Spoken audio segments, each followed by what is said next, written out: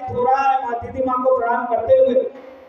जिस प्रकार से अयोध्या सनातन में, संस्कृति में, हिंदुत्व में नव दिव्य भव्य मंदिर का निर्माण हो, उस जर्जर अवस्था में होते हुए भी लगातार चलते रहते हैं, निरंतर प्रयास करते हैं। ऐसे कुछ नित्य गोपाल दास जी महाराज के उत्तराधिकारी मणिराम चौनी पीठाधीश्वर पूज्य महाराज जी के चरणों में साष्टांग दंडवत प्रणाम।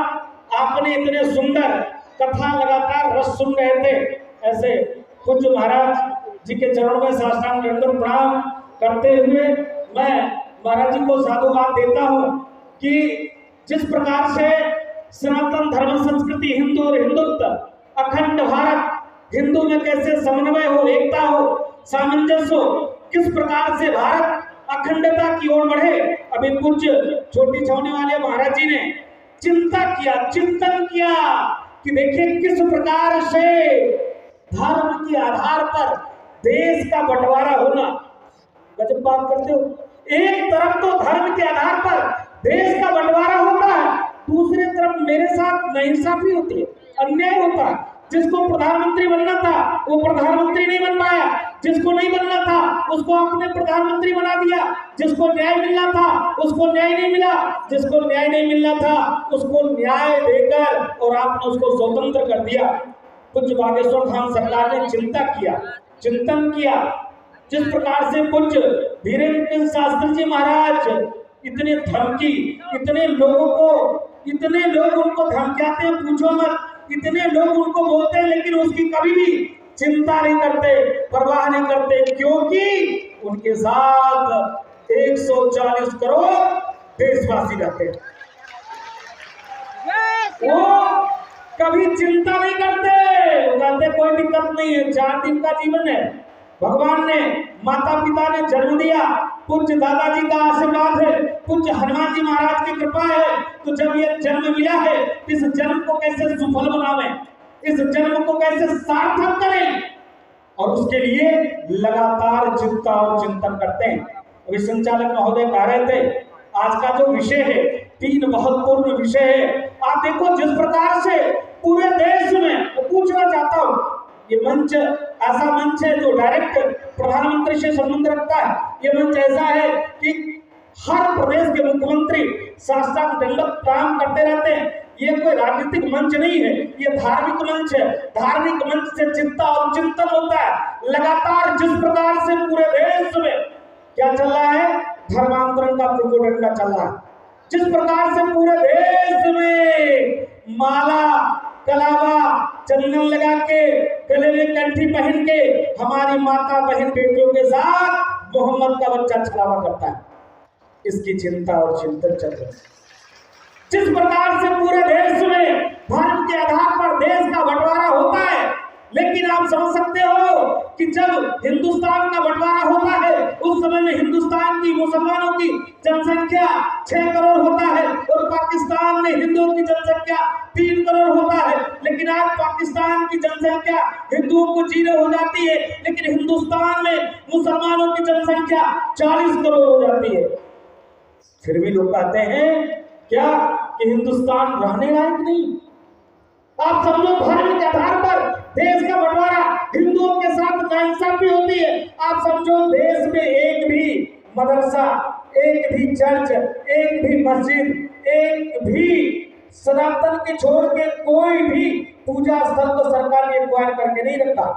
लेकिन हमारे देश में लमसम 5 लाख से ऊपर मंदिरों को सरकार ने एक्वायर करके रखा।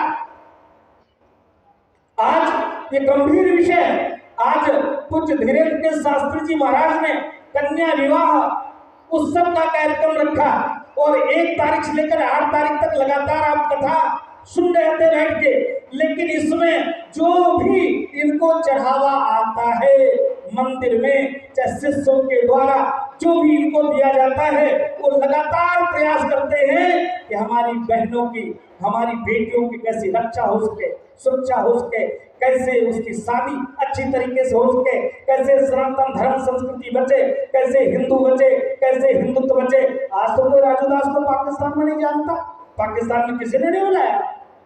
मंच खचाखच बड़ा हुआ है, जितने लोग मंच में बैठे हैं किसी को नहीं पाकिस्तान में निमंत्रण दिया जाता होगा कि महाराज जी आ जाइए, आज आपको राम कथा पाकिस्तान में कहा जाए, महाराज जी आ जाइए आज धर्म संसद पाकिस्तान में, महाराज जी आ जाइए आज अफगानिस्तान में धर्म संसद है।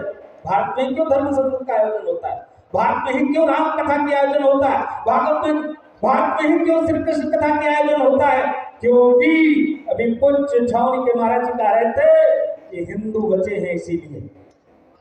जब हिंदू ही नहीं बचेगा, सनातन धर्म ही नहीं बचेगा, तो संविधान को रखे हो, क्या दिक्कत है? संविधान को आप मानते हो, सिर्फ आप मानते हो, बाकी जो कौम है सिर्फ एक आसमानी किताब को कहता है आसमानी किताब है, बस उसके अलावा और कुछ नहीं मानता है। इस्लाम के अलावा उसके पास और कोई कोई कोई संविधान नहीं है। सिर्फ हम सनातनी हैं, हिंदू हैं, हमारे अंदर सहिष्णुता है, हमारे अंदर सर्वे बंधु सुखना सर्वे संतु निरामय विश्व बंधुत्व के साथ वसुदेव कुटुंबकम के साथ कार्य और काम करते हैं। इसके नाते हम संविधान को मानते हैं, हम सनातन संस्कृति को मानते हैं, इसलिए संविधान से बंधे हुए हैं, संविधान के साथ चलते हैं।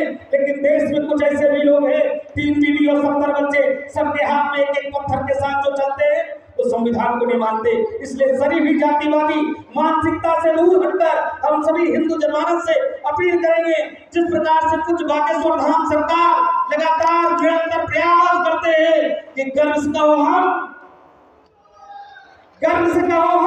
हिंदू है, गर्व से कहो हम हिंदू है। जिस प्रकार से गर्व से कहो हम हिंदू हैं, गर्व से कहो हम सनातनी हैं, गर्व से कहो कि हम भारत को हिंदू राष्ट्र घोषित कराएंगे। लेकिन साथ जब तक आपका होगा। मंच पर बैठे कुछ संत जन हैं, जिस प्रकार से एक भूमिका होनी चाहिए थी अखाड़ों की, जिस प्रकार से भूमिका होना चाहिए था संत धर्माचार्यों की, जिस प्रकार से भूमिका होनी चाहिए था महामंडलेश्वरों की, जिस प्रकार से भूमिका होनी चाहिए थी जगत गुरुओं की, भूमिका महाराज जी आप लोग अदा नहीं कर रहे हैं। हम छोटे बच्चे हैं, मैं बोलता हूँ तो बड़े बड़े संत बहुत नाराज होते हैं। राजू दास को टीआरपी चाहिए, राजू दास को नेतागिरी करनी है, जो जी में आता है बोलते रहता है, बक बक बक बक करते रहता है। महाराज जी बहुत पीड़ा है, इस मंच के माध्यम से कहना चाहता हूँ, बहुत कष्ट है महाराज जी। आपके पास प्रधानमंत्री जैसे सत्य है, आपके पास मुख्यमंत्री जैसे सत्य है, आप जब एक बार कहेंगे नाक रगड़ते हुए उनको पालन करना पड़ेगा। अगर आप आज वो ऐसे थोड़े न बने हैं, आज जो सनातनी जगह है, आज भाई राम जन्मभूमि मंदिर का निर्माण हुआ, पूज्य महाराज जी जब संबोधन कर रहे थे, पूज्य गोविंद गिरी जी महाराज बैठे आंखें भरे हुए थे, बोल नहीं महाराज जी पा रहे थे। इतनी पीड़ा थी, इतने 100 वर्षों के संघर्ष के बाद फ्री में राम जन्मभूमि मंदिर नहीं मिला है।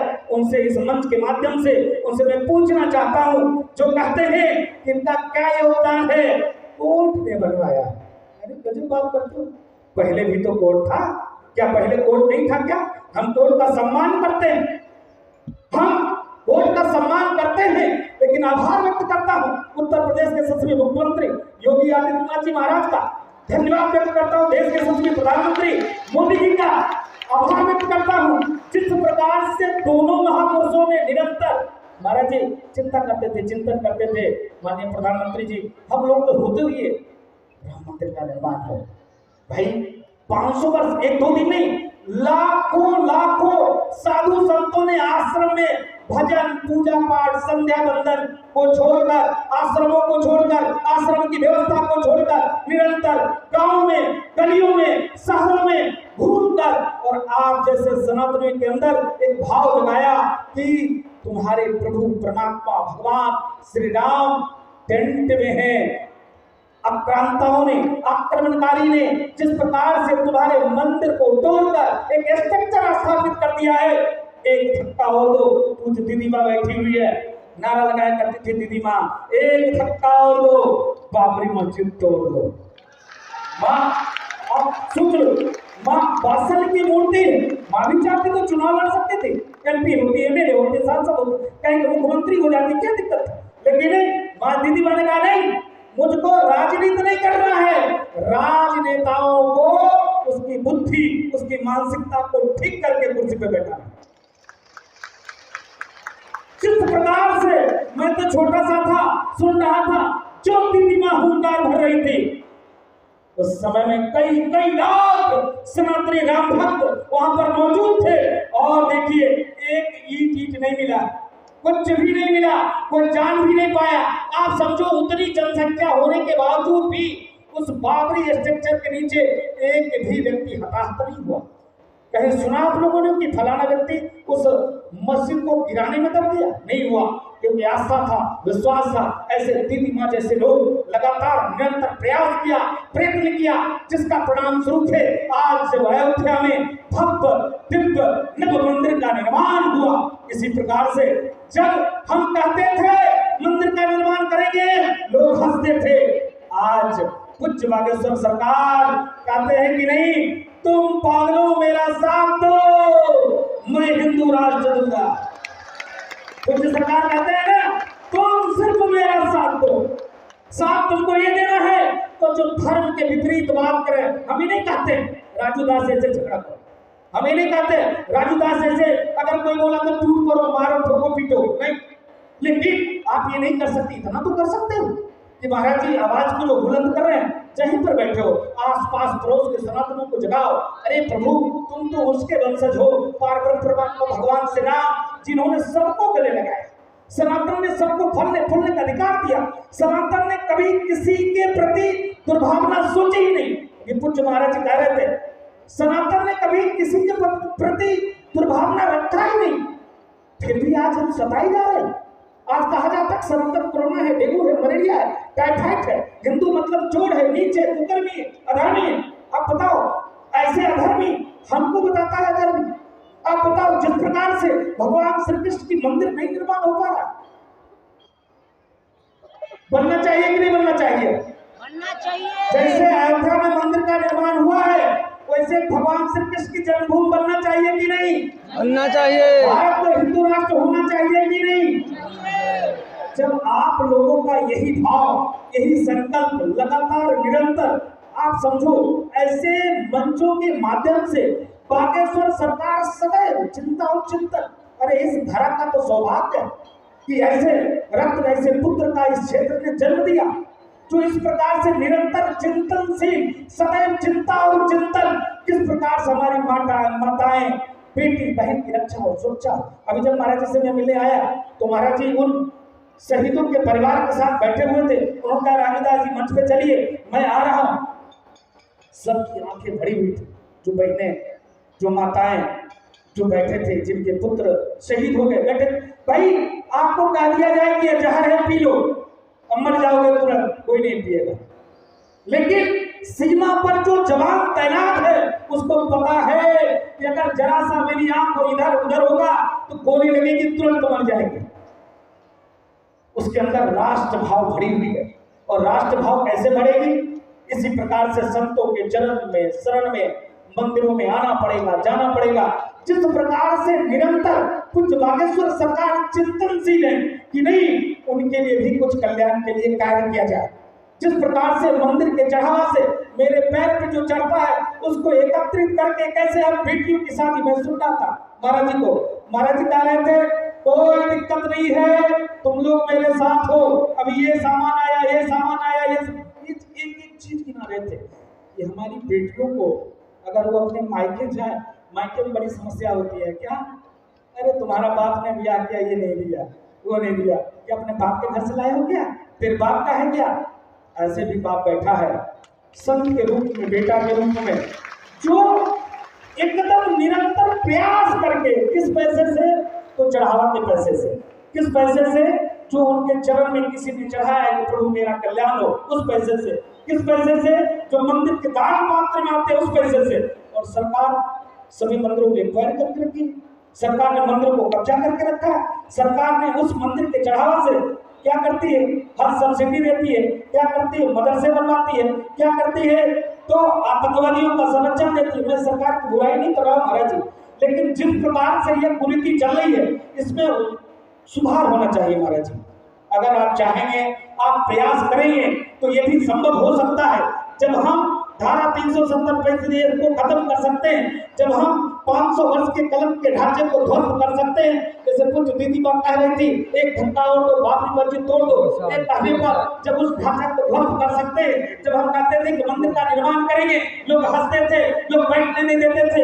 आज मंदिर का निर्माण भी हुआ, धारा 370 से भी खत्म हुआ। जैसे कुछ बागेश्वर सरकार कहते हैं तुम मेरा सहयोग करो, हम हिंदू राष्ट्र देंगे, तुम संत जनों हमको आशीर्वाद दो, हमारा सहयोग करो और हम भारत के उस काला कानून से मंदिरों को मुक्त कराएंगे, छुटकारा कराएंगे। तो संतों को एक मंच पे आना चाहिए, संतों का सहयोग करना चाहिए, संतों को आगे आना चाहिए। अभी पूज्य महाराज जी कह रहे थे कि पूरा अखाड़ा परिषद आपके साथ है, रहना भी चाहिए महाराज जी। लेकिन जो अखाड़े का काम है, अभी आप नाराज हो गए कि राजदास को टीआरपी चाहिए इसलिए हमारी बुराई कर रहा है।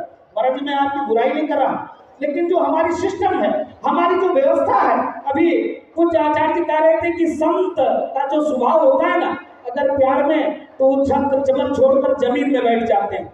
अगर अपना आ गया, कोई भक्त आ गया, प्यार आ गया, दुलार आ गया, बिना छत्र के नहीं चल सकते, बिना सिंहासन के बैठ नहीं सकते, बिना सिर से जब तक उस पर कुछ बिछाएगा नहीं तब तक बैठेंगे नहीं। लेकिन प्यार में संत जमीन पर बैठ जाते हैं। ऐसे महाराज जी हमको प्रयास करना पड़ेगा, जिस प्रकार से अखाड़ों की व्यवस्था होनी चाहिए थी, अखाड़ा को जिस प्रकार से आगे आकर, जिस प्रकार से पूरे देश में धर्मांतरण के नाम पर हमारी माताएं, हमारी बहन, हमारी बेटियों के साथ जबरदस्ती बलात्कार के साथ साथ 35 टुकड़े, 56 टुकड़े फ्रीजों में रखकर सराया जाता है, उस पर चिंता और चिंतन होना चाहिए महाराज जी।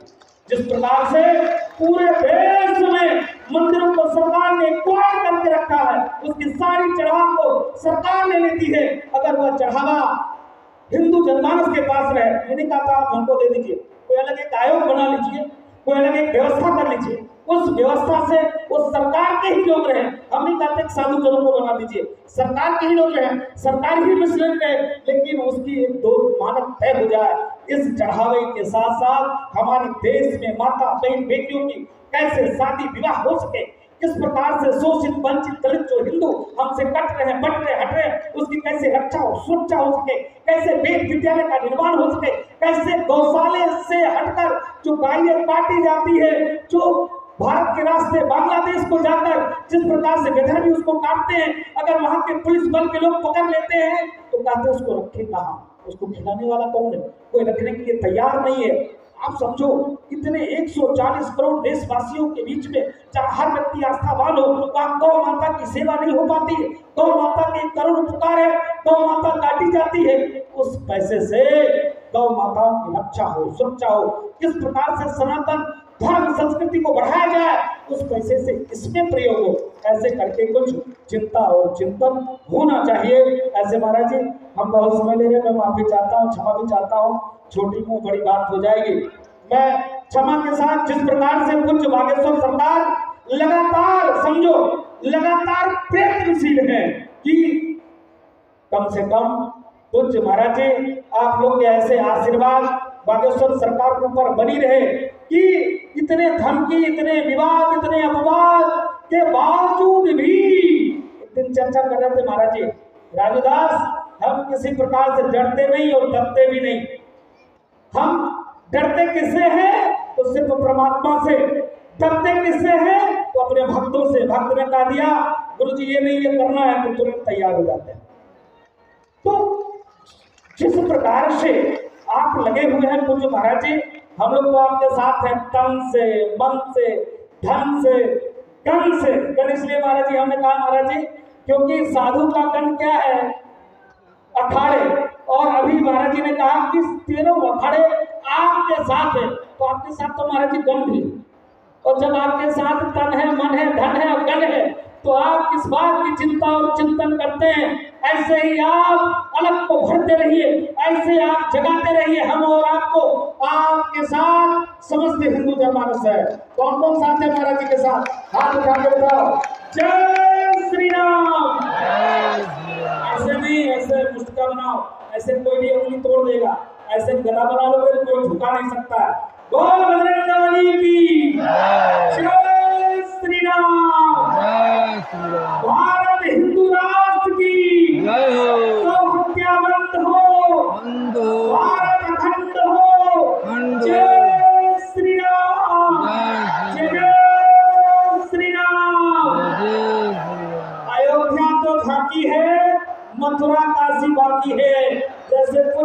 माँ कहती थी एक धक्का और दो, बाबरी मस्जिद तोड़ दो। उसी प्रकार पूज्य दीदी माँ एक धक्का और दो और भगवान श्री कृष्ण की जन्मभूमि पे जो शाही ईदगाह है उसको तोड़ दो, वहां पर भव्य मंदिर का निर्माण करो। अब 3 नहीं, अब लेंगे 30,000 और पूरे हिंदुस्तान में एक भी आक्रमणकारी, चोर, नीच, बलात्कारी, बाबर, औरंगजेब, हुमायूं किसी का नहीं बचेगा एक भी मजाक। इसके साथ साथ वंदे मातरम, जय श्री राम, कुछ बागेश्वर धाम सरकार की जय।